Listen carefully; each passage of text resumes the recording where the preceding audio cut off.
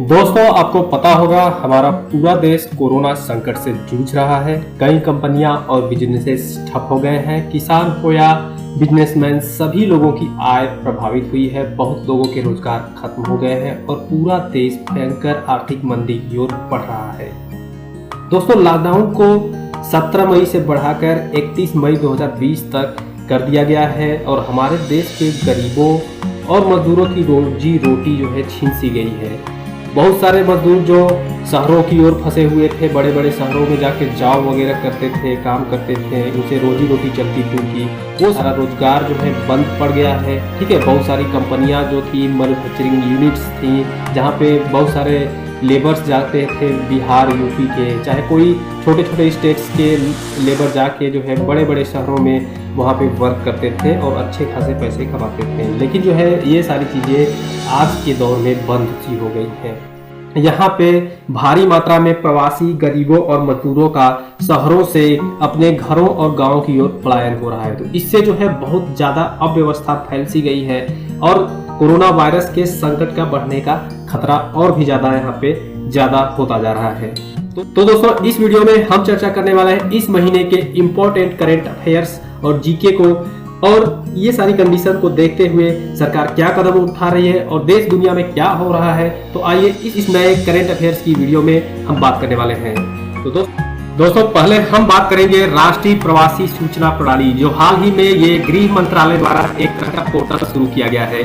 इसमें जो है पहले राज्य सरकारों को निर्देश दिया गया था कुछ दिन पहले, ये जो है जितने भी प्रवासी मजदूर लोगों का दूसरे राज्यों और शहरों से अपने घरों गांव की ओर पलायन हो रहा है, उन पर नजर रखने के लिए, उनका डाटा जुटाने के लिए यहाँ पे राज्य सरकारों को आदेश दिया गया था, जिसमें जो है यूपी सरकार द्वारा हाल ही में जो है प्रवासी राहत मित्र ऐप लॉन्च किया गया था। तो उसी को जो है आगे बढ़ाते हुए यहाँ पे गृह मंत्रालय द्वारा एक तरह का पोर्टल शुरू किया गया है, राष्ट्रीय प्रवासी सूचना प्रणाली। ये जो राष्ट्रीय प्रवासी सूचना प्रणाली है, ये आधारित है राष्ट्रीय आपदा प्रबंधन प्राधिकरण पे और जियोग्राफिकल इंफॉर्मेशन सिस्टम यानी GIS पोर्टल पर आधारित है। आइए जानते हैं इसकी क्या क्या विशेषताएं हैं। ये राज्य सरकारों द्वारा जो डाटा एकत्र किया गया है इसमें, तो यहाँ पे जो वो डाटा को इस पोर्टल पे अपलोड करना होगा। राज्य सरकारों द्वारा जो है राज्य का पूरे जो है प्रवासी मजदूरों का डाटा जो है यहाँ पे इस सरकारी पोर्टल पर उपलब्ध कराना होगा। राष्ट्रीय प्रवासी सूचना प्रणाली पोर्टल पर उपलब्ध करना होगा। इसमें उनका नाम होगा, ठीक है, उनमें जैसे नाम होगा, उनकी जो है एज होगी, उनका मोबाइल नंबर यानी कॉन्टेक्ट नंबर, और वो कहाँ से आए हैं और कहाँ उनका घर है, ठीक है, ये सारी डिटेल होगी। ये उन्होंने यात्रा कब से कब की है, ये सारी डिटेल जो है वो डाटा जो है राज्य सरकार द्वारा एकत्र करके इस पोर्टल पर अपलोड करना होगा, ठीक है। और दूसरा जो है यहाँ पे GIS माध्यम से ये अनुमान लगा सकते हैं कि जो ये GIS है यानी जियोग्राफिक इंफॉर्मेशन सिस्टम द्वारा ये अनुमान लगाया जा सकता है कि कितने व्यक्ति जो है व्यक्तियों ने पूर्व जहाँ पे रह रहे थे उन्होंने छोड़कर अपने घरों की ओर पलायन कर चुके हैं या फिर जहाँ जाना था वहाँ पे पहुँच चुके हैं। तो इससे उनका जो है इंफॉर्मेशन या आंकड़ा यहाँ पे मिल पाएगा। और दूसरी बात है यहाँ पे जितने भी प्रवासी होंगे उनको जो है एक यूनिक ID उनकी बनाई जाएगी और उसको जो है संपर्क साधने के लिए तथा महत्वपूर्ण कार्य जैसे उनको रोजगार देना हो गया, उनकी कुछ हेल्प हो गई, ठीक है, ये सारी चीजों के लिए उस यूनिक ID का इस्तेमाल किया जाएगा। अगर मान लीजिए संक्रमण उनमें फैल गया तो यूनिक ID से उनको ट्रैक किया जा सकेगा कि वो कहाँ रह रहे हैं, उनकी एज वगैरह, मोबाइल नंबर, सारा डाटा अगर सरकार के पास है तो अगर इससे जो है कोरोना वायरस को कंट्रोल करने में मदद मिलेगी। और अगला पॉइंट है इसमें, इस पोर्टल पर जो है केंद्र सरकार के जो जितने भी मंत्रालय हैं इन सभी प्रवासी मजदूरों और प्रवासियों लोगों के जो है आवाजाही पर निगरानी रख सकते हैं।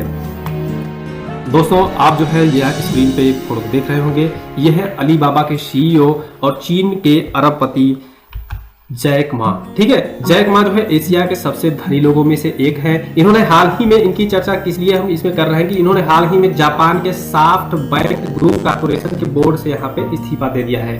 ये जो है जापान के सॉफ्टबैंक ग्रुप कॉर्पोरेशन के बोर्ड से बहुत लंबे समय से जुड़े हुए थे। तो यहाँ पे इन्होंने सॉफ्टबैंक ग्रुप कॉर्पोरेशन के बोर्ड से यहाँ पे इस्तीफा दे दिया है।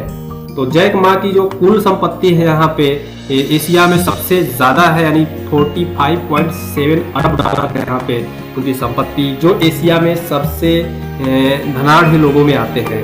तो हाल ही में जो है एक रिपोर्ट जारी की गई थी ब्लूमबर्ग बिलियनियर्स इंडेक्स के अनुसार ठीक है। यहाँ पे ब्लूमबर्ग बिलियनियर इंडेक्स द्वारा एक रिपोर्ट जारी की गई थी जिसमें जो है एशिया के सबसे धनी व्यक्ति जो है यहाँ पे जैक मा है।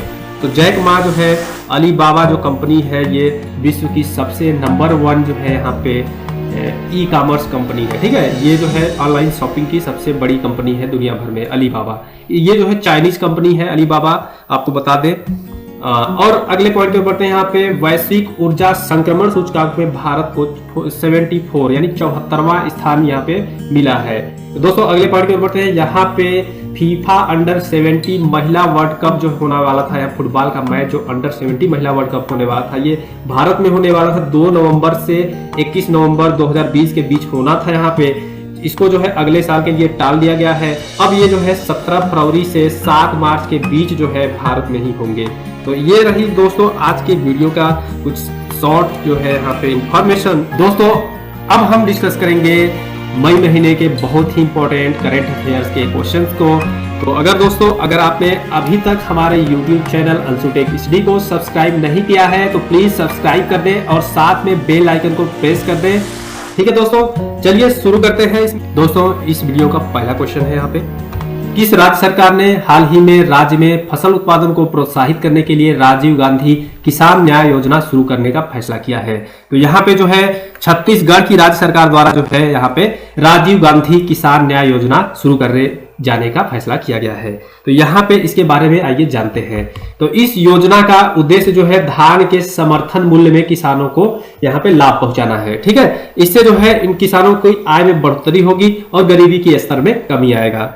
तो चलिए नेक्स्ट क्वेश्चन की ओर बढ़ते हैं। अगला क्वेश्चन है, वित्त मंत्री निर्मला सीतारमण के अनुसार शहरों से गांव की ओर जा रहे प्रवासी मजदूरों को रोजगार में कमी न हो, इसके लिए मनरेगा का बजट कितने करोड़ रुपए बढ़ा दिया गया है? तो हाल जो सरकार ने एक 20 लाख करोड़ का पैकेज जारी किया था इस कोरोना के संकट में, ठीक है, उसी को जो है 5-6 दिनों से यहाँ पे निर्मला सीतारमण जी जो है प्रेस कॉन्फ्रेंस करके इसके बारे में जानकारी दे रही थी। इसमें जो है कुछ जो है यहाँ पे अच्छा किया गया, जिसमें मनरेगा जो मजदूर है उनको जो है यहाँ पे लाभ मिलने वाला है। तो यहाँ पे जो शहरों से गांव की ओर लोग प्रवासी मजदूर आ रहे हैं तो उनको जो है रोजगार मिले, उनके आर्थिक स्थिति सुधरे, इसके लिए जो है यहाँ पे मनरेगा में जो है बजट में 40,000 करोड़ रुपए का यहाँ पे इजाफा कर दिया गया है यहाँ पे, ठीक है। तो 40,000 करोड़ रुपए इसका सही आंसर है, ऑप्शन नंबर बी, यहाँ पे बढ़ा दिया गया। तो आइए इसके बारे में जानते हैं।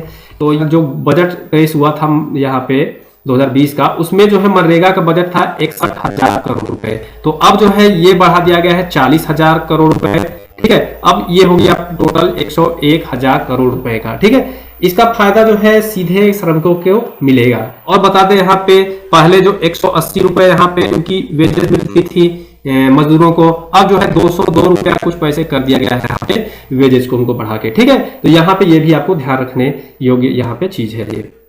तो दोस्तों अगला क्वेश्चन है, केंद्रीय रक्षा मंत्री राजनाथ सिंह ने हाल ही में घरेलू रक्षा और एरो स्पेस के लिए कितने करोड़ रुपए की योजना को मंजूरी दी है? तो यहाँ पे जो है केंद्रीय रक्षा मंत्री राजनाथ सिंह जी ने यहाँ पे 400 करोड़ रुपए की जो है यहाँ पे मंजूरी दी गई है। तो ऑप्शन नंबर सी जो है सही है। यहाँ पे 400 करोड़ रुपए जो होंगे घरेलू रक्षा और एरो स्पेस के लिए यहाँ पे दिया गया है। तो ये योजना जो है, आइए इस योजना के बारे में हम जानते हैं ये योजना क्या है।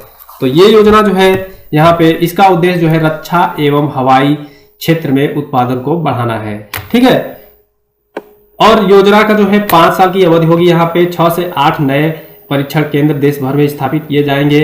यहाँ पे केंद्र सरकार द्वारा इस योजना में जो है 75% योगदान दिया गया है और उद्योगों और राज्य सरकारों की ओर से इसमें 25% का अनुदान दिया जाएगा। और अगले क्वेश्चन की ओर बढ़ते हैं। यहाँ पे अगला क्वेश्चन है यहाँ पे, पद्म भूषण पुरस्कार से सम्मानित किस देश के राष्ट्रीय प्रोफेसर अनी सुजमान का 83 वर्ष की उम्र में निधन हो गया है? तो यहाँ पे जो है पद्म भूषण पुरस्कार से सम्मानित जो है यहाँ पे राष्ट्रीय प्रोफेसर थे एक अनी सुजमान, तो 83 वर्ष की उम्र के थे, उनका निधन हो गया है। वो जो है बांग्लादेश से बिलोंग करते हैं। इसको जो है इनको पद्म भूषण पुरस्कार इसलिए दिया गया था क्योंकि जो है बांग्ला साहित्य और शिक्षा के क्षेत्र में उनका एक विशिष्ट योगदान था, ठीक है। तो इसलिए जो है इनको पद्म भूषण पुरस्कार दिया गया था।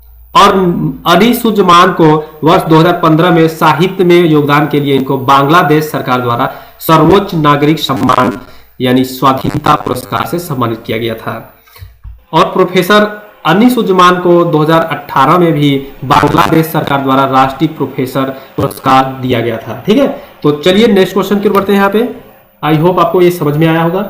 अगले क्वेश्चन की ओर बढ़ते हैं। यहाँ पे अगला क्वेश्चन है, हाल ही में भारत सरकार, पश्चिम बंगाल सरकार और विश्व बैंक के मध्य पश्चिम बंगाल के दामोदर घाटी कमान क्षेत्र में सिंचाई सेवाओं तथा बाढ़ के प्रबंधन के लिए कितने मिलियन डॉलर के एक ऋण समझौते पर अनुबंध किया गया? तो यहाँ पे जो है 145 मिलियन डॉलर के ऋण पर यहाँ पे समझौता किया गया है यहाँ पे। ठीक है, तो यहाँ जो है विश्व बैंक द्वारा कुछ दिया जाएगा पैसा, और एडीबी एशियन डेवलपमेंट बैंक द्वारा भी यहाँ पे कुछ पैसा मुहैया कराया जाएगा। ठीक है, तो आइए इसके बारे में जानते हैं कि क्यों किया गया है। तो ये जो है पश्चिम बंगाल के 5 जिलों में जो है लगभग 2.7 मिलियन किसानों को बेहतर सिंचाई सेवाओं के लाभ के लिए किया गया है। तो इससे अगर ये अनुबंध हो जाता है तो पश्चिम बंगाल के 5 जिलों के लगभग 2.7 मिलियन यानी 27 लाख किसानों को बेहतर सिंचाई सेवाओं का लाभ मिलेगा। और 1948 में दामोदर घाटी निगम की यहाँ पे स्थापना हुई थी। ठीक है, और इसी से जो है इसी पे पैसे लगाए जाएंगे इस बार, तो इसीलिए जो है यहाँ पे एडीबी और विश्व बैंक से ऋण लिया जा रहा है। अगला क्वेश्चन है, भारतीय सेना द्वारा सामान्य नागरिकों को कितने साल के लिए सेना में शामिल करने से संबंधित एक प्रस्ताव पर विचार किया जाए? तो सरकार ने जो है यहाँ पे एक प्रस्ताव लाने की सोच रहे हैं।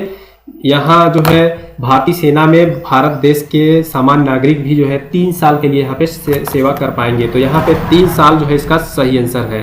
तो इसका सही आंसर है 3 साल। आइए जानते हैं ये क्यों किया गया है ऐसा।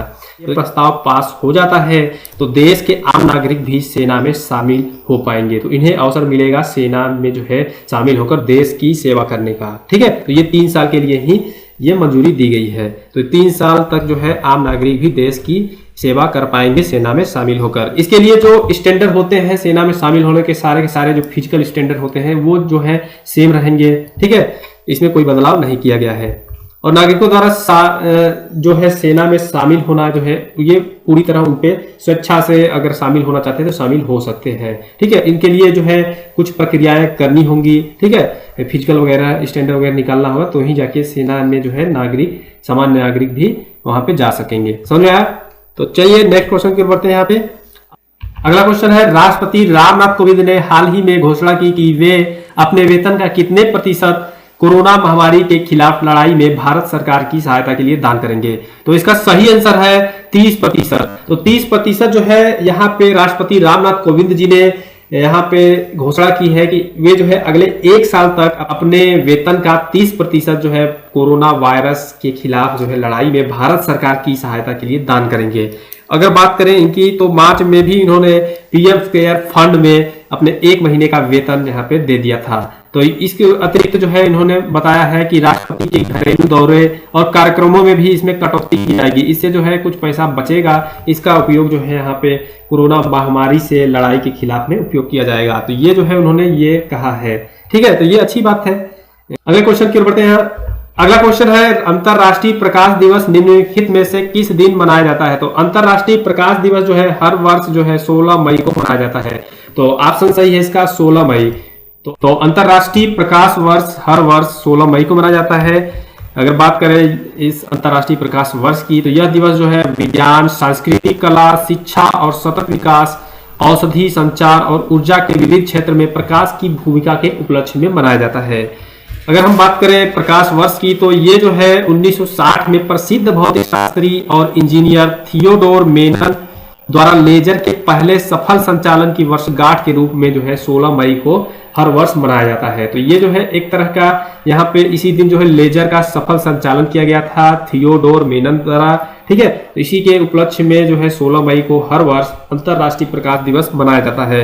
अगले क्वेश्चन की ओर बढ़ते हैं। यहाँ पे अगला क्वेश्चन है, हाल ही में प्रधानमंत्री उज्ज्वला योजना के कितने वर्ष पूरे हुए हैं? तो हाल ही में जो है प्रधानमंत्री उज्ज्वला योजना के जो है 4 वर्ष पूरे हुए हैं। प्रधानमंत्री उज्ज्वला योजना के बारे में आप लोग जानते होंगे। इसमें जो है प्रधानमंत्री उज्ज्वला योजना के बारे में आप लोग जानते होंगे। इसमें जो है गरीब परिवारों को फ्री में जो है यहाँ पे गैस कनेक्शन दिए जा रहे हैं। जो रसोई गैस के चूल्हे वगैरह और सिलेंडर्स वगैरह फ्री में कनेक्शन यहाँ पे दिया जा रहा है गरीबों को।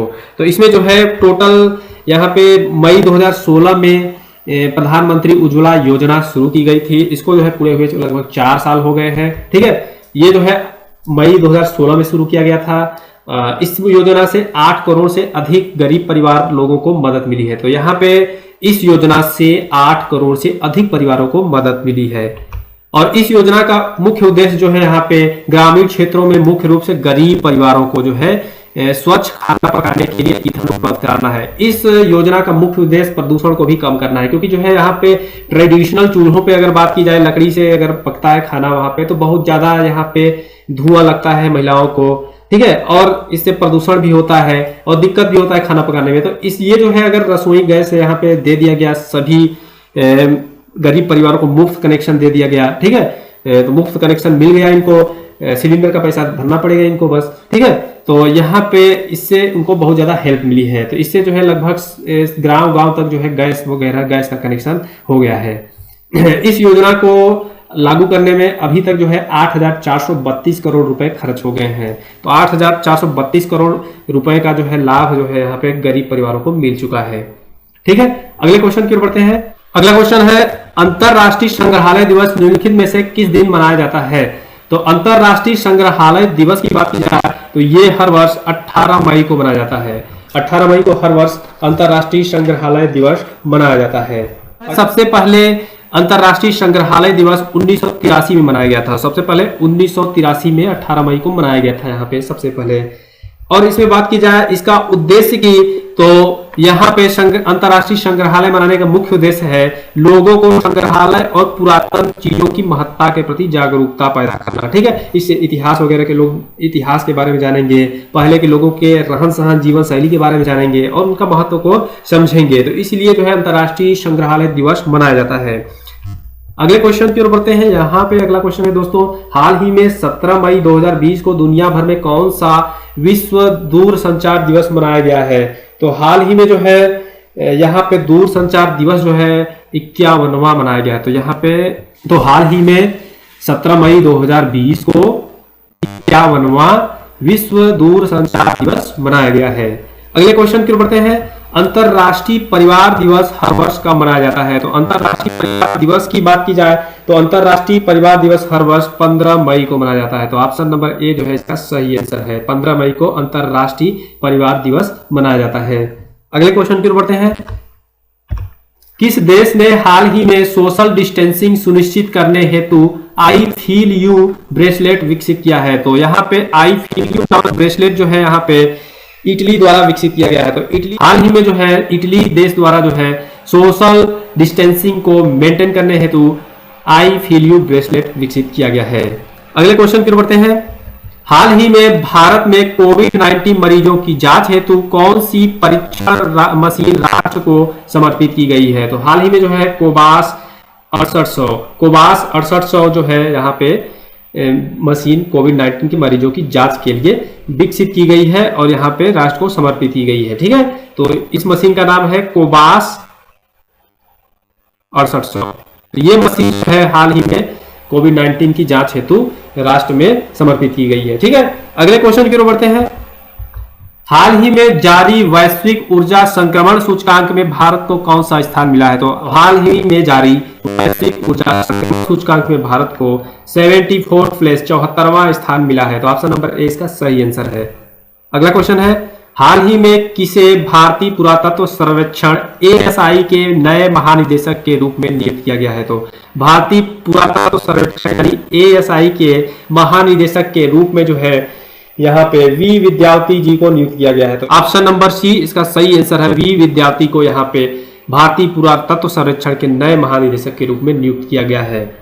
तो अगला क्वेश्चन है दोस्तों, किस राज्य की सरकार ने हाल ही में युवाओं को रोजगार देने के लिए होप पोर्टल शुरू किया है? तो हाल ही में जो है यहाँ पे उत्तराखंड की सरकार द्वारा होप पोर्टल शुरू किया गया है युवाओं को रोजगार देने के लिए। तो ऑप्शन नंबर सी इसका सही आंसर है।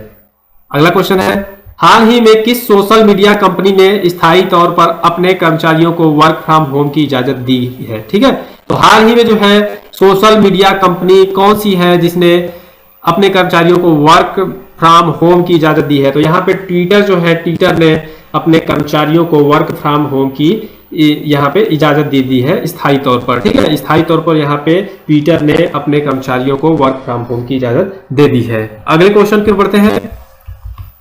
कौन सा राज्य हाल ही में किसानों को फसल उगाने के निर्देश देने वाला भारत का पहला राज्य बना है? तो इसका सही आंसर है ऑप्शन नंबर डी, तेलंगाना।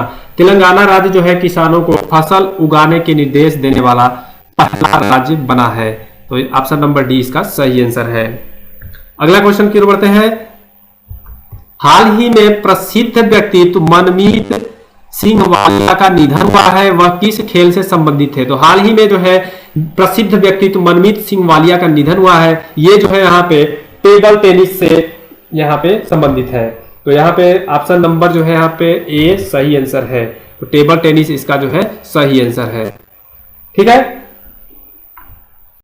तो अगले क्वेश्चन की ओर बढ़ते हैं। यहाँ पे अगला क्वेश्चन है, हाल ही में किसे भारत और मध्य एशिया का सर्वश्रेष्ठ क्षेत्रीय हवाई अड्डा चुना गया है? तो हाल ही में जो है भारत और मध्य एशिया का सर्वश्रेष्ठ क्षेत्रीय हवाई अड्डा जो है बेंगलुरु हवाई अड्डा को चुना गया है। तो बेंगलुरु हवाई अड्डा को जो है यहाँ पे भारतीय और मध्य एशिया का क्षेत्रीय हवाई अड्डा चुना गया है। ठीक है, तो ऑप्शन नंबर सी इसका सही आंसर। अगला क्वेश्चन है, किस राज्य ने हाल ही में लोगों को श्वसन स्वास्थ्य के बारे में जागरूक करने हेतु प्राणवायु कार्यक्रम शुरू किया है?